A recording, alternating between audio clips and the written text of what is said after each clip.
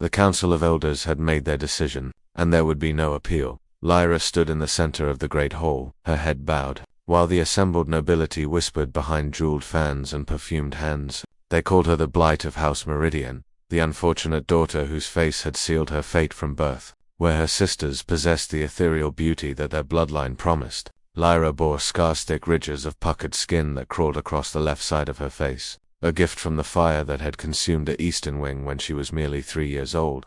The tribute must be paid, Elder Cassius announced, his voice echoing through the vaulted chamber. The Dragon Lord Alfred demands a bride from the noble houses, and House Meridian shall provide. Lyra's mother, Lady Vivian, dabbed at her eyes with a silk handkerchief, though whether from grief or relief, Lyra couldn't determine. Her 2 younger sisters, Celestine and Rosalind, stood beside their mother, their perfect faces, masks of practiced sympathy. But Lyra had seen the truth in their eyes, gratitude that they had been spared this fate for 3 centuries.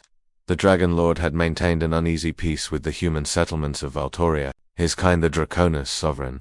Beings who could shift between dragon and humanoid form had once ruled the stars before humanity even learned to forge steel. Now, Alfred was the last of his kind in this sector, a relic of an ancient empire that had crumbled to cosmic dust. Every 50 years, he demanded a bride, not for love, the stories said, but for sport. To watch a human break under the weight of isolation in his fortress among the clouds, to remind humanity that they existed only by his mercy. Lyra was to be that bride, not the most beautiful daughter of Meridian, not the most accomplished, but the most expendable.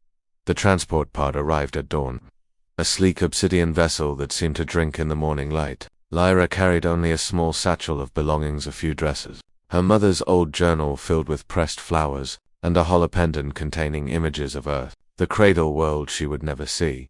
The journey took 3 hours, ascending through layers of atmosphere until they breached the cloud barrier. Alfred's fortress materialized like a dream or a nightmare carved from living crystal and ancient metal, suspended by technology that predated human civilization by millennia.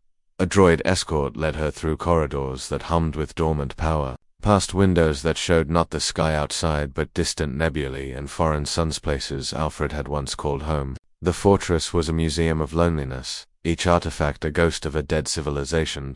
She found him in the observatory, a vast dome where holographic stars wheeled overhead in their eternal dance. Alfred stood with his back to her, and Lyra's breath caught. He was tall, nearly 7 feet, with silver hair that fell to his shoulders and skin that seemed to shimmer with an inner luminescence. When he turned, she saw eyes that burned like molten gold, ancient and fathomless. So he said, his voice resonant and impossibly deep, "They've sent me their unwanted daughter." Lyra lifted her chin, meeting his gaze despite the fear that coiled in her stomach. "They have, my lord." For a long moment, he studied her, those golden eyes traveling across her scarred face. Then, to her shock, he smiled, not with cruelty or mockery, but with something that looked almost like recognition.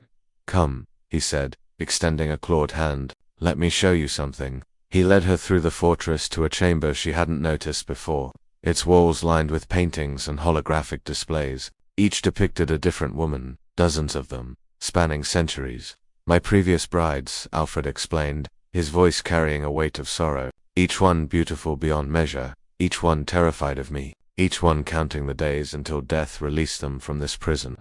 He stopped before a portrait of a woman with hair like spun gold and eyes like sapphires. "Arya, she lasted 3 years before she threw herself from the observation deck. I caught her, but she never spoke to me again." Lyra's throat tightened. "Why are you telling me this?" Alfred turned to her, and for the first time she saw the loneliness etched into every line of his ageless face. "Because you're the first bride they've sent who knows what it means to be judged by appearances. The first who might understand what it is to be called monster."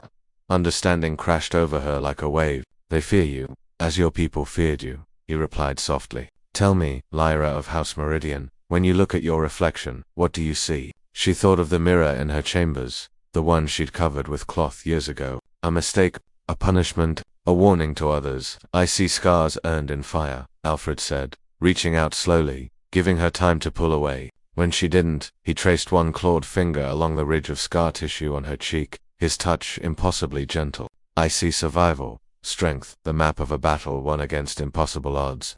Tears burned in Lyra's eyes, not of pain, but of something she'd never expected to feel, recognition, to be seen, truly seen, for the first time in her life.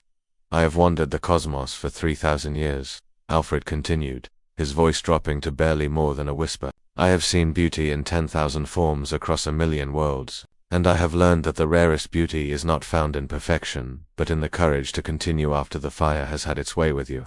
He stepped back, giving her space. I will not keep you here against your will. If you wish to return to your people, I will provide transport and enough wealth that they could never refuse you sanctuary. But if you choose to stay, his golden eyes blazed with hope, stay not as a tribute or a punishment, but as my equal, as someone who understands what it means to be alone. Lyra looked around the vast fortress, at the remnants of a civilization that had touched the stars. She thought of the great hall below, of pitying glances and whispered conversations that died when she entered a room. She thought of a life spent being the daughter no one wanted versus a life spent with someone who saw her, truly saw her. Teach me, she said finally, her voice steady despite the tears on her cheeks. Teach me about the stars, about your people, about what it means to be more than what others see when they look at us.